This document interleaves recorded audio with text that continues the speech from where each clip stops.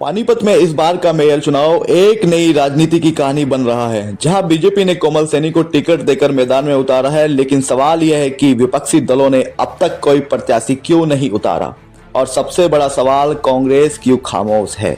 क्या कांग्रेस अपने सशक्त उम्मीदवार को टिकट देने से डर रही है, या फिर कांग्रेस ने अपनी रणनीति के तहत बीजेपी के खिलाफ जंग छेड़ने के लिए कुछ और ही सोच रखा है।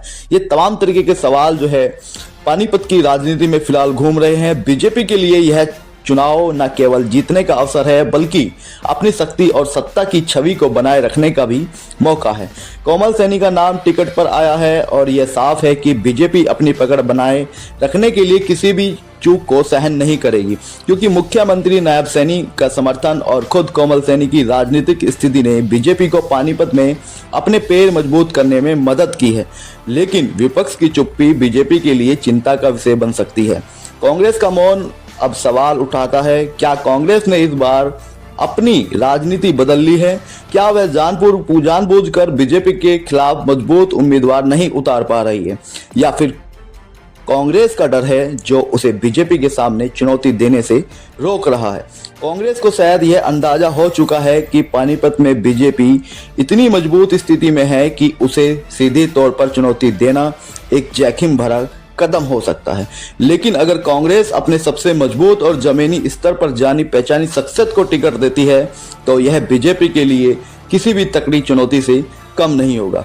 ऐसा प्रत्याशी जो न केवल जनता के बीच लोकप्रिय हो, बल्कि बीजेपी के मजबूत आधार को हिला सके। कांग्रेस अगर इस बार चुप्पी साधे हुए है तो क्या यह कांग्रेस की सोची समझी रणनीति हो सकती है?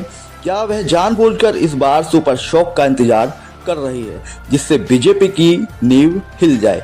कांग्रेस का अगर कोई ताकतवर और जमीनी कनेक्शन वाला उम्मीदवार सामने आता है, तो वह बीजेपी की जड़ें कितनी मजबूत है, यह सवाल उठ सकता है।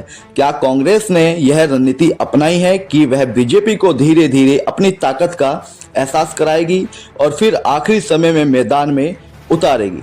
अगर कांग्रेस पानीपत में अपने सबसे मजबूत चेहरे को चुनावी मैदान में उतारती है, तो वह बीजेपी को सीधे चुनौती दे सकती है। क्यों? क्योंकि बीजेपी की ताकत उसके कार्यकर्ता और जमीनी कनेक्शन पर आधारित है। कांग्रेस को अगर एक ऐसा उम्मीदवार मिल जाए जिसे पानीपत की जनता अपना नेता समझे, जो वह बीजेपी के कार्यकर्ताओं को और उनके समर्थकों के दिलों में सेंध लगा सकता है। कांग्रेस को यह समझने की जरूरत है कि जनता अब पार्टी की ताकत से ज्यादा उम्मीदवार की ताकत देख रही है। कांग्रेस को अपनी सशक्त रणनीति के तहत बीजेपी के अंदर के उन कमजोर पहलुओं को पहचानना होगा, जिससे वह बीजेपी की जड़ों में सेंध लगा सकती है। कांग्रेस के पास एक ऐतिहासिक मौका है। क्या कांग्रेस अपने पुराने और अनुभवी नेताओं को मैदान में उतारने के बजाय एक युवा और उभरते हुए नेता को मेयर पद का उम्मीदवार बनाएगी? यह फैसला ही पानीपत के चुनाव में कांग्रेस की भविष्यवाणी तय करेगा। कांग्रेस की मौन राजनीति, क्या यह बीजेपी के खिलाफ किसी बड़े खेल की एक शुरुआत हो चुकी है, या शुरुआत चल रही है? क्या कांग्रेस इस समय बीजेपी के खिलाफ जरा सा दबाव बना रही है, ताकि वह अंत में अपने सबसे मजबूत ताकत से हमला कर सके? यह सब समझने का वक्त अब आ गया है कि क्या कांग्रेस इस बार अपनी पुरानी नीतियों से हटकर कुछ नया करने वाली है। अगर कांग्रेस को इस बार एक मजबूत उम्मीदवार मिलता है, तो वह बीजेपी के लिए एक बड़ा खतरा बन सकता है। कांग्रेस को अब और समय गंवाने का कोई मौका नहीं है। अगर वह चुनावी रणनीति में चूक जाती है, तो पानीपत में बीजेपी के खिलाफ किसी भी बदलाव की उम्मीद करना बेईमानी होगा। कांग्रेस की एक तरफ से ताकतवर उम्मीदवार की उम्मीदें लगातार यहां पर बनी हुई हैं, लेकिन अब तक खामोशी क्यों है, यह भी कहीं ना कहीं सवाल लगातार पानीपत की राजनीति में उठते जा रही है।